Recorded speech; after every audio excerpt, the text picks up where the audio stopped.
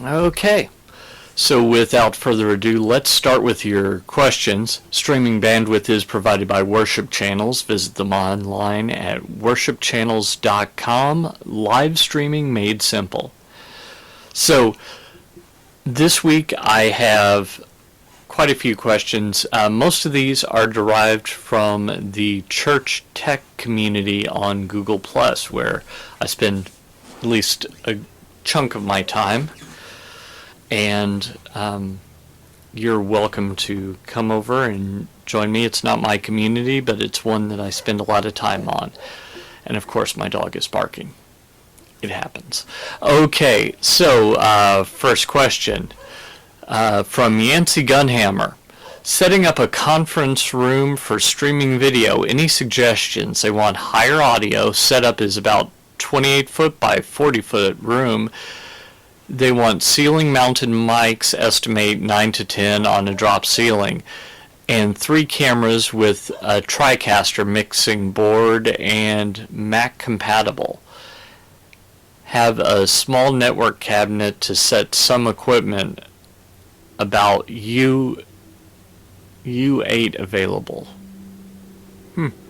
Any suggestions would be welcome. So the first thing that a lot of people forget about anytime they're doing video, unless they're videographers, and then we tend to think this, is lighting.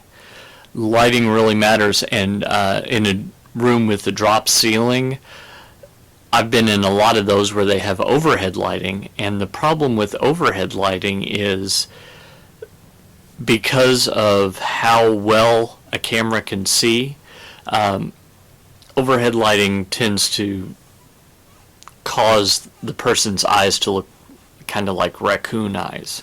So that's why you want to have lighting that comes from a particular side. So in that case, I'd use a lot of soft boxes.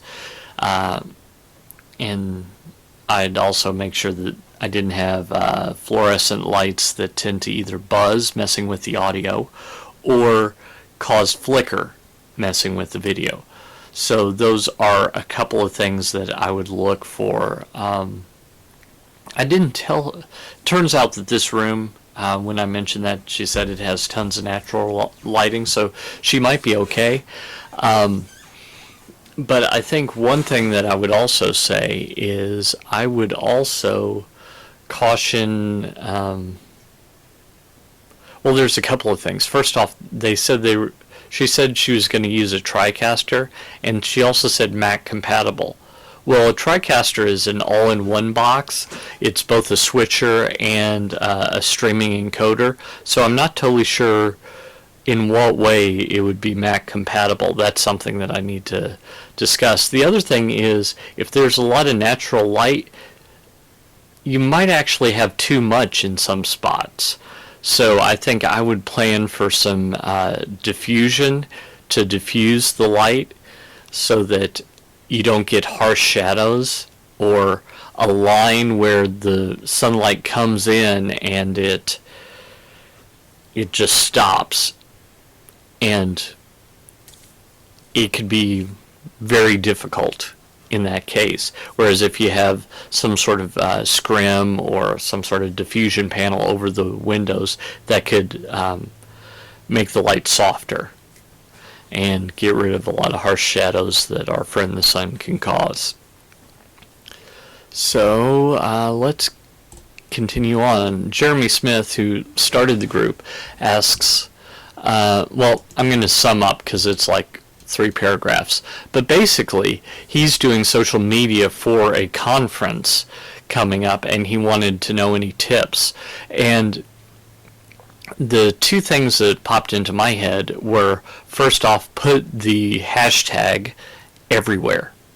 Because if you don't put the hashtag everywhere, people will make up their own hashtag, and then you'll lose the benefits of having a hashtag. So the hashtag that we use at my church's conference is usually the uprising and then the year, because the church's conference is called the uprising. So if you're doing it that way, Uprising 2013, for example, or The Uprising 2013. Put that everywhere, because a lot of times people will go, oh yeah, this is The Uprising, so I'll just use The Uprising. Well, one thing that we ran into, the reason that we chose 2013 on the end, is there was a rap concert in Australia about a week before called The Uprising. And nothing against rap, we just didn't want to be confused, because two totally different events on two totally different continents in two totally different parts of the world. So just different. So things to keep in mind here. I'm going to move my mic just a little bit and continue on. So there was a good discussion about, again, basically what I talked about on Monday on Tech Help for Churches. They were talking about live tweeting the message and whether that's a distraction or not, and I referred the people to the discussion on Tech Help for Churches, and that brought up another thing. Someone said, well, do you have a feed available to subscribe to these? And I do, of course, because they wouldn't be podcasts if you don't have a feed. They'd just be audio, downloadable audio. So I absolutely made reference to those, and that's exactly what I'm going to do on the site, is make that more clear, because I just hadn't put it in prominent enough spots, so people weren't finding the information on the uprising. Hi, Chris. Chris has joined us in the chat, by the way. Feel free to ask any questions, and I'll continue the chat here. By the way, tomorrow I'm going to be part of a live Google Hangout with the Church Mag crew. That's churchm.ag, and there's a Google Hangout Church Mag community that from whence they're going to derive all the people. So that starts at 10 a.m. Eastern, actually 8 a.m. Mountain, but that translates to 10 a.m. Eastern. And so if you are part of that group, I'd love to meet you. So, Ashank D'Souza asks, please tell me how to open a website. I need one which is Google+, Twitter, and Facebook friendly. Please help. So there were a couple of questions clarifying it, and I just decided to dive in and say, well, if you mean, if by open a website, what you mean is create a website. Basically, you need two things. You need your domain name, which is your .com, .org, .edu, .it, whatever name. So Google.com is a domain name, so is TrinityDigitalMedia.com, so is ChurchTechCast.com, so is PaulClifford.org for that matter. So those are your names. I usually go through Namecheap.com, and there are two reasons that I go through Namecheap. First off, they've got cheap prices, hence the name Namecheap. The other thing is, in their advertising, they do not use busty women with low-cut tops. There's one that I used to use that did, and it always bugged me. Not because I don't like busty women with low-cut tops, but I'm broken and I do. So, and my wife doesn't appreciate that unless she's the busty woman in the low-cut top, which she occasionally is, and that makes me happy. But I digress. I've probably embarrassed myself.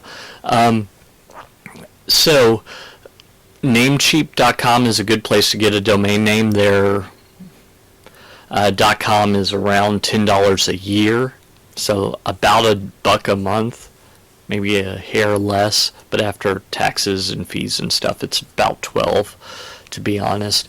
Finding a .com is kind of difficult, so there are other alternatives. Sometimes you're going to want a .net, a .edu. Well, you can't get a .edu unless you're a school, but you know what I mean. .co's are kind of popular. They're a little more expensive than .coms. .ca if you're in Canada. That kind of thing.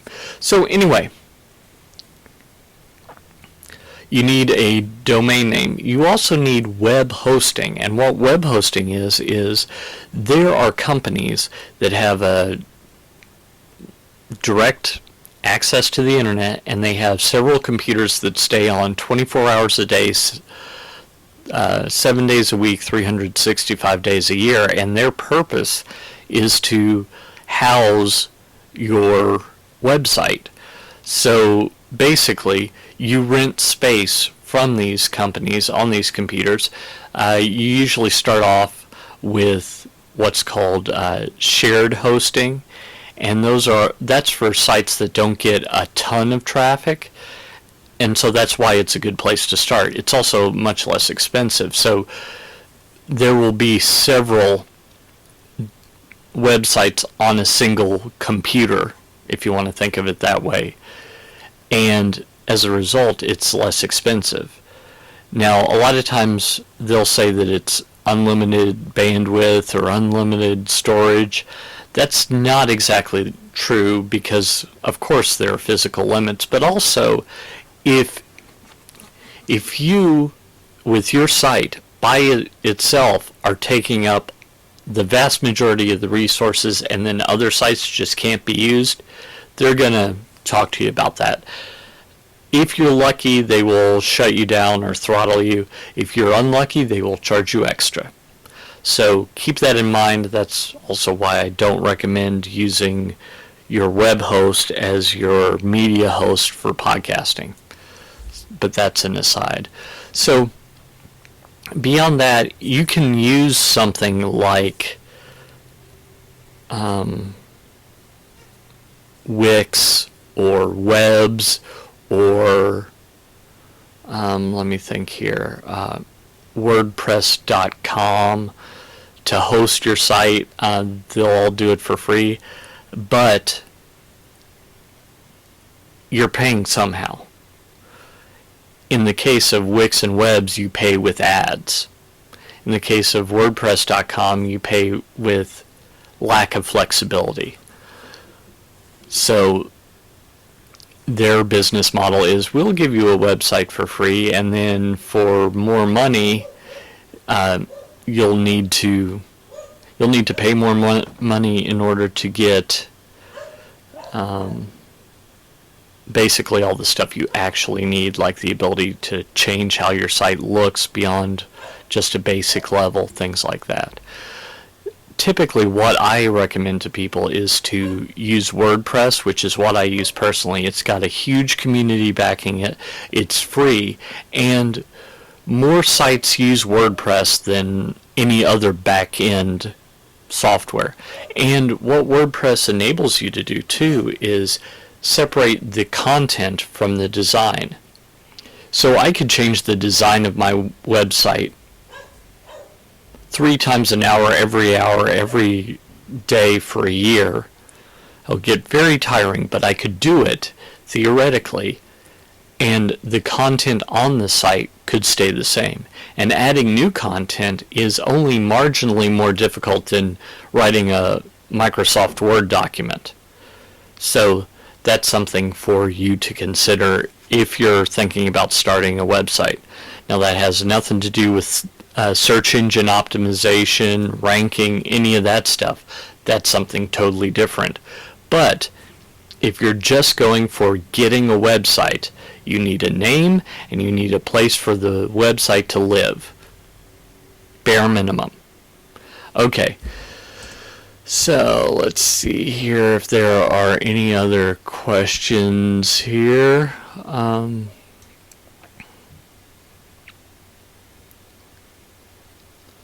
Someone asked for a good resource for CD printing, 9-volt batteries, stuff like that. Kingdom.com is an okay resource. I don't think I would go with them for the electronics. Batteries and media, that's fine. Some of the electronics that they sell, there are similar priced items that I think would perform better. Let me say it that way. So that's that.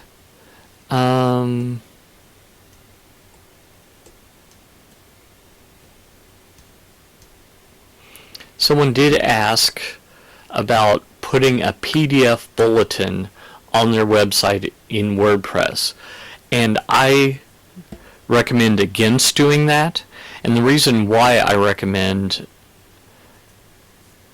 doing that is because a PDF is not designed for the screen. In fact, this guy was asking specifically to make a PDF more friendly for an iPad or other tablets. But the problem is, it's not designed for a screen. It's designed for an 8.5 by 11 piece of paper, or a legal size piece of paper, or whatever piece of paper. You see, piece of paper is the important part of that. So I'd absolutely avoid putting up a PDF unless it has to be exactly as it is. So if there's a form that you need people to print out and fax back, PDF is fine. But for your bulletin, just put the information into your website as a page.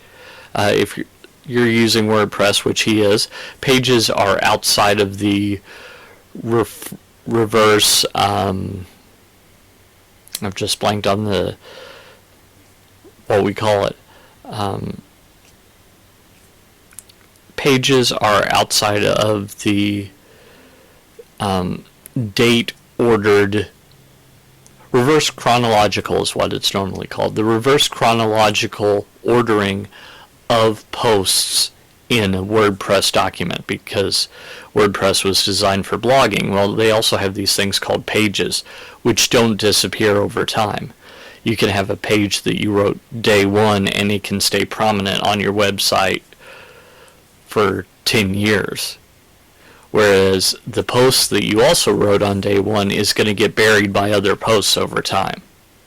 Understand? So I'd put all that information in a page and just have that link, and that's like the latest bulletin page. Call it this week's bulletin, for example, and then put all the information in that page, and then just change that every week. Or you could do a post, and then that way you'll have a record of previous posts, but it could get a little confusing unless you put a date on it. So on trinitydigitalmedia.com, for example, what I do is I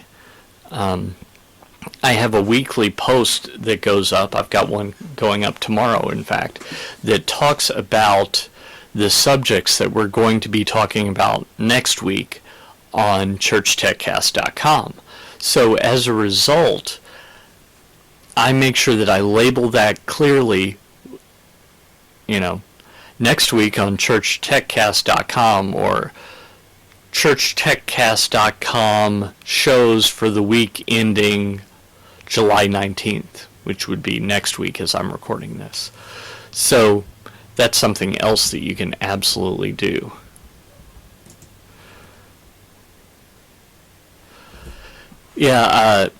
Going back real quick to our discussion of domain names, hover.com is one that Chris uses. Domains.com, domains.net is also similar. So they're all good domain registry services. Some are more expensive than others, but we're talking the difference in whether you pay $10 a year or $20 a year. So it's not like one is $10 a year and the other place is $5,000. It's fairly close. So, and hover.com is known for really great customer service. So that's something else to take a look at. I got a tweet today, this past week, that I thought that I'd talk about real quick. Someone, I think it was a teenage girl actually that followed me on Twitter, said, "Are you a pastor?" And that's kind of an interesting question.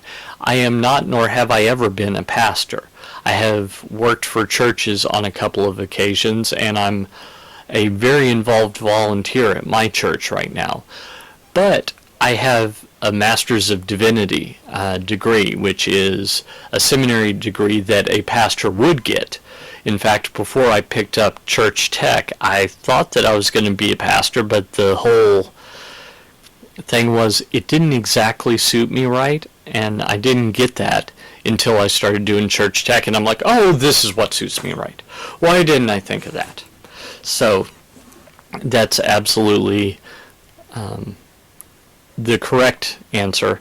I guess you can think of me as someone that really, really wants to help out churches, and I've got well over a decade of experience doing church tech, so I want to share that.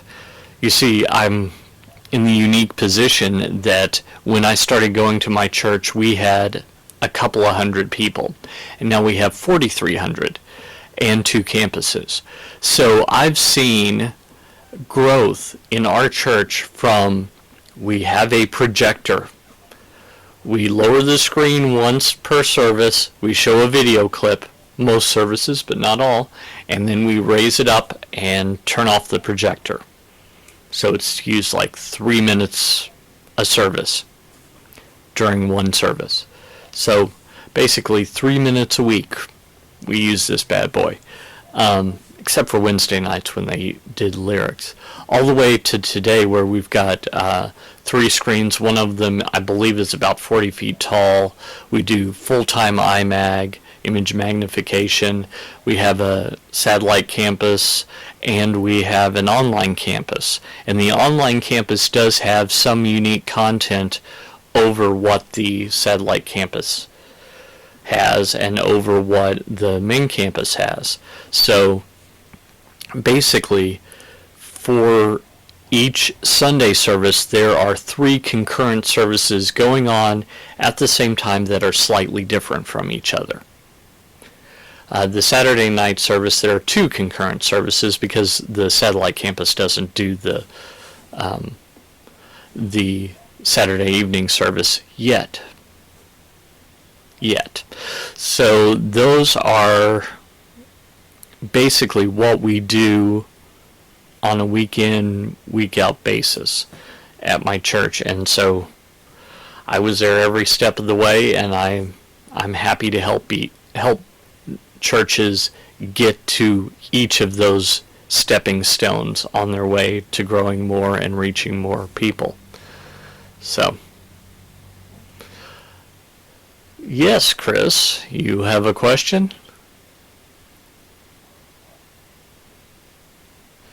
So he's looking to live test some streaming providers. Okay. What do you have in mind?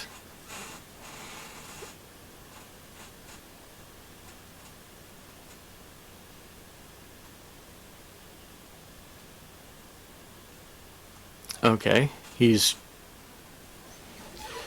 contacted one of the people. Have you contacted the worship channels people or the yourchurchlive.com people? So, worship channels. Give me just a second here. I will pull up my last email from them. I can delete the Chick-fil-A Cow Appreciation Day because I've already done that today, and boy was it yummy. Let's see here.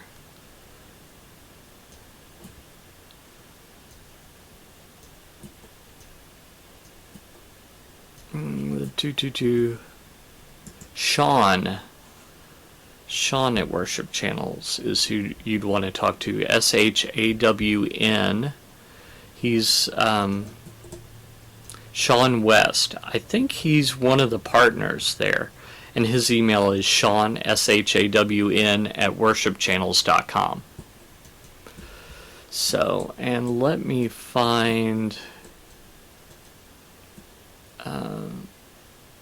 yourchurchlive.tv. I think it's Your Church. I always get their address confused because I don't say it as much.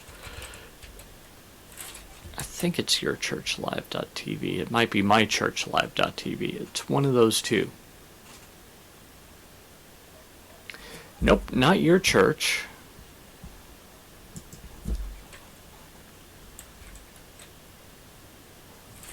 Let's try mychurchlive.tv.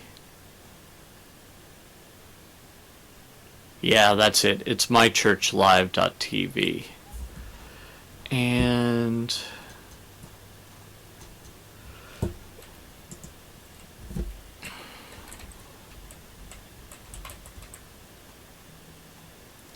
talk to Rob over there, and Rob at mychurchlive.tv, but I don't think that's actually his email address. I think his email address is Rob at YourStreamLive. So Rob at YourStreamLive.com will take you there. So talk to those two people. They've both been very helpful. Of course, right now at least, I'm sticking with worship channels. Once I get a little more bandwidth, I might actually use both of them concurrently, with worship channels being my primary, and should there be some sort of problem online, I'd have the other one up as well. So, and I might go for like a third, like a Ustream, just in case something super crazy went on. But you know, I wouldn't want anyone to use one that's based on advertising. So those are some people that I would talk to if I were you, Chris. And I believe that both of them have like a trial program where you can basically try them out and see which one is better for you. Just from my experience, I think what I would tell you is that worship channels is a little easier to set up, but I think there isn't quite as much flexibility. mychurchlive.tv is fairly easy to set up, but they've got a couple of things that are a little more flexible and a couple of things that are, well, there are a couple of things that make it, once everything is set up, they make it easier week in and week out. Like they've got a checklist that they have on their site that you go through each week to make sure everything's up and running. So that makes it easier to hand off the streaming to someone else, because if they can read and they know what corresponds to what, they can go through that. So there you go. So let me think of other questions that I have. Oh, yeah. On Monday, Chris, you've heard this. There was someone in the chat room that was asking about how he would go about getting the word out, because he's trying to do some work with colleges, for college students and stuff, and he wanted to get the word out to pastors that he could be a resource to help them, as they're doing basically the same thing. So he asked how he would get the word out, and I think that's an excellent question. I'm not the most brilliant person ever at doing just that, but I will tell you, I should mute my computer. I will tell you just what I've done. First off, writing my books helped me, and it's not all that difficult to write a book. It's much easier than you think, because you think, hey, this thing ought to be over 100 pages, and you're thinking 8.5 by 11 pages. But most books aren't 8.5 by 11. Most books are about half that size. So right off the top, a paperback book is about half as many words as 100 8.5 by 11 pages. So that's basically, it's around 50 pages. Next you're thinking, well, that still seems like quite a lot. Not if you separate it out into chapters. So if you separate it out into chapters that are about 1,500 words or so, that's, like 25 longish blog posts. So it's absolutely possible to write a 100-page book in less than a month. In fact, all mine have been around that, with the exception of Church Video Summer School, which I'm still tweaking on a bit. But that was designed to be 3 months long, because each chapter was a lesson. So, for an entire summer. So that's why that was that way. So writing a book, having an active social media presence. Since I wrote a book on Twitter, it's because I understand Twitter the most of the social media sites that I have.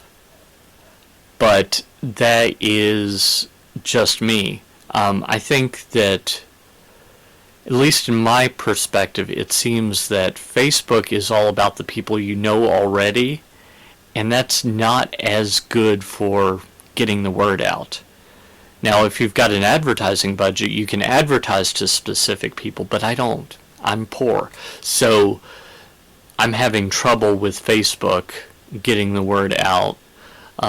Although I've got over 100 likes on the Trinity Digital Media page, facebook.com/Trinity Digital Media. But I've got over 15,000 Twitter followers. See the difference?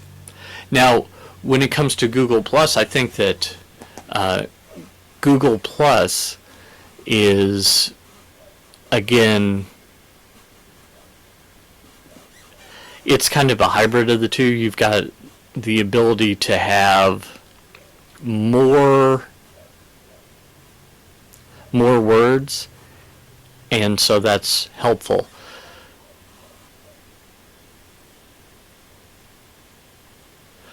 And by the way, Chris, I noticed you say you've got some serious lag.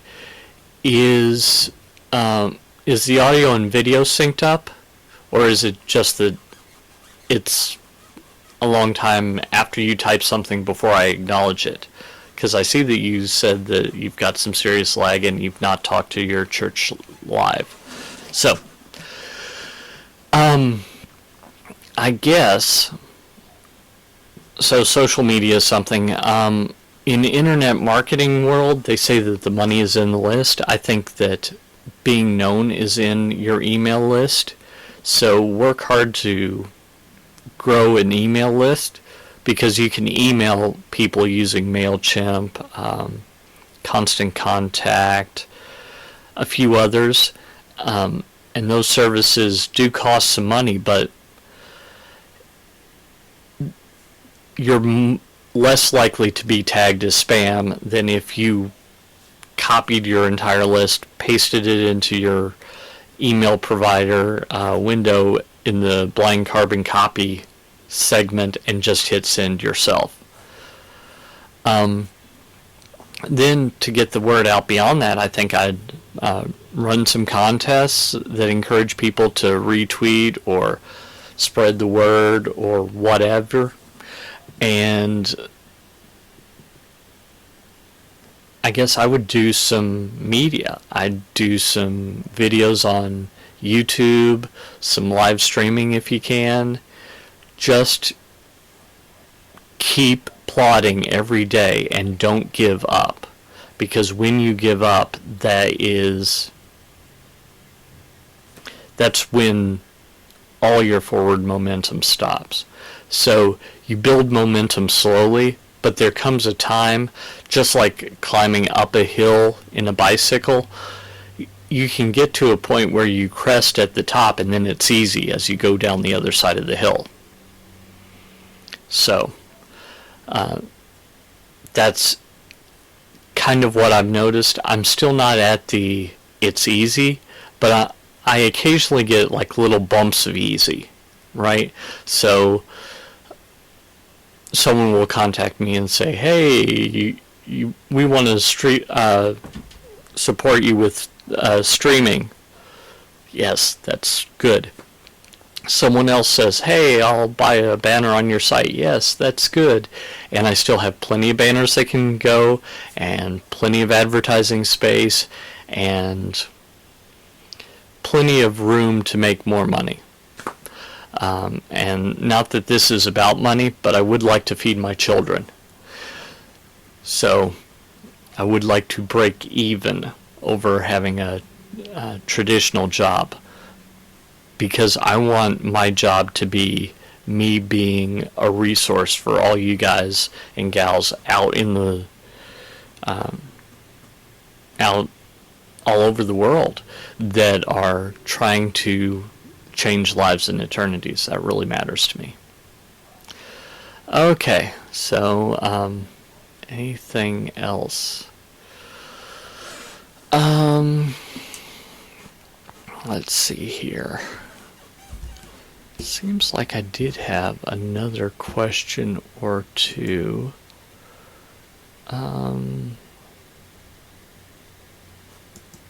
Yep. mychurchlive.tv for you, Chris, is who you want to talk to as well. Yeah, let me paste that in the chat. mychurchlive.tv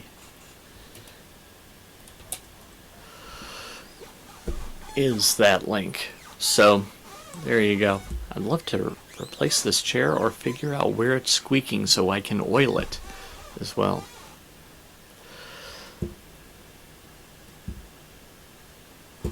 So I say so a lot, I've noticed.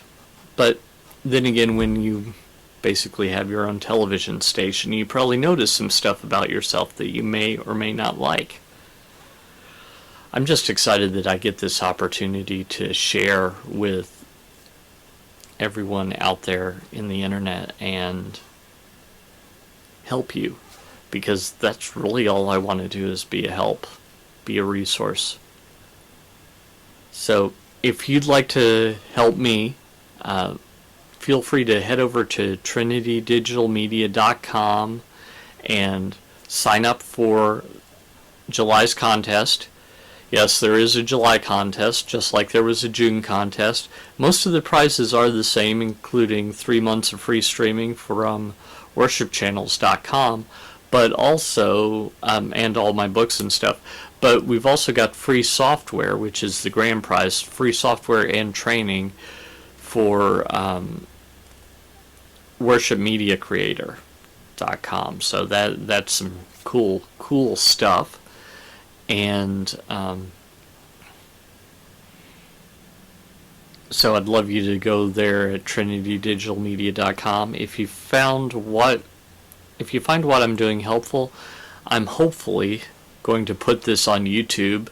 So if you want to subscribe to my channel, it's bit.ly/PaulTube.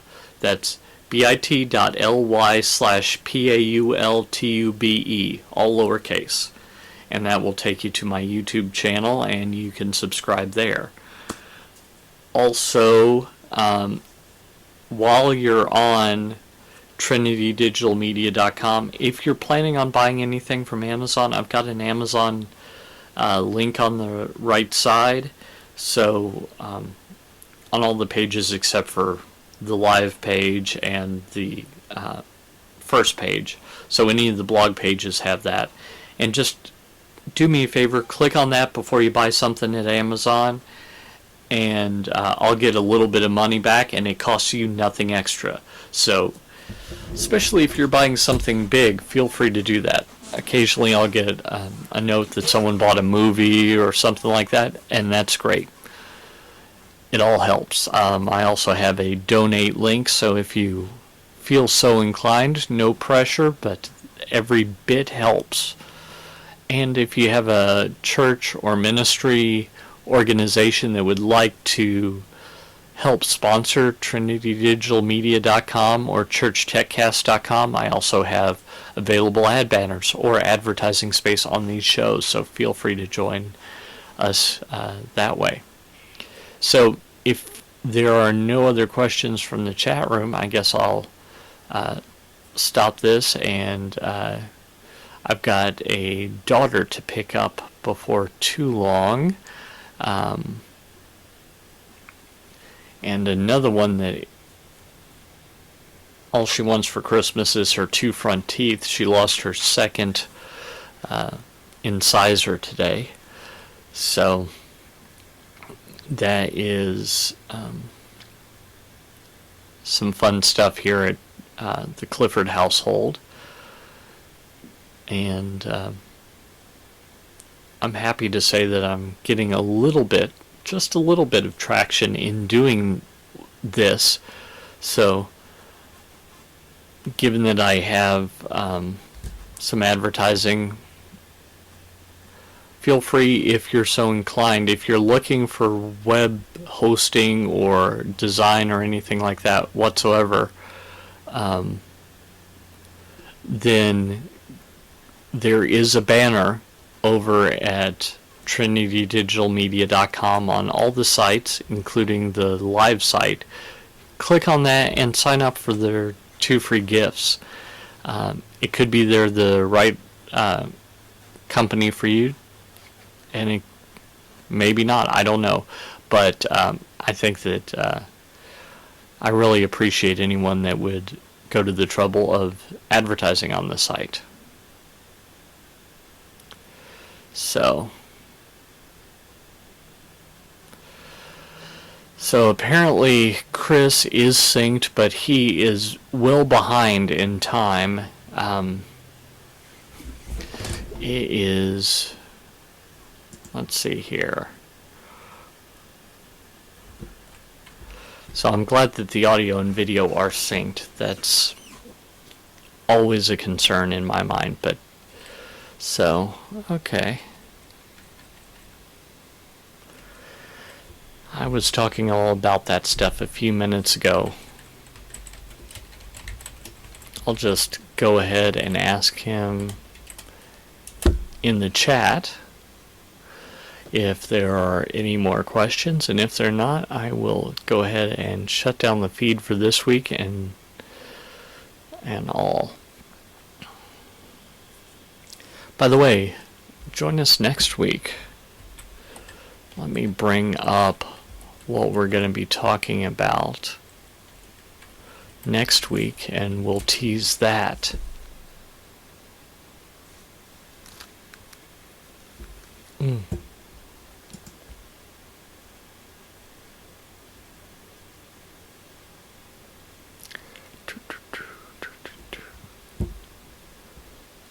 Okay. Posts, all posts.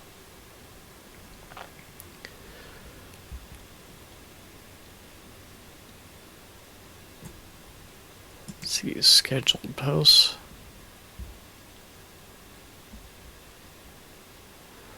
Got another one coming up before too long that is a guest post. It should be up later on this afternoon. So let's see here.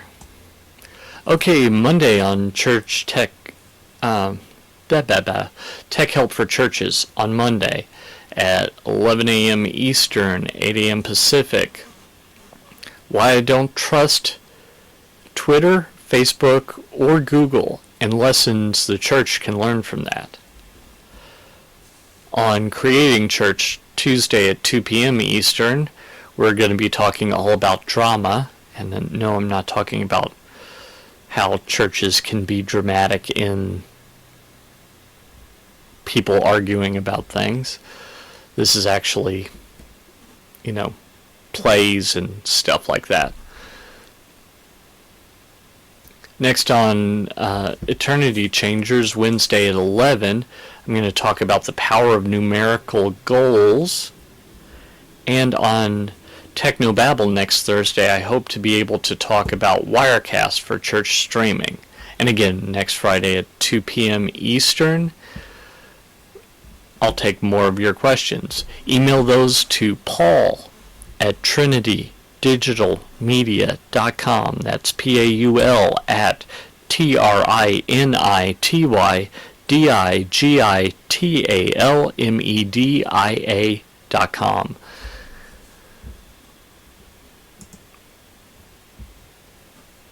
And it looks like we have no more information, so I'll say until next time, go out and change eternity.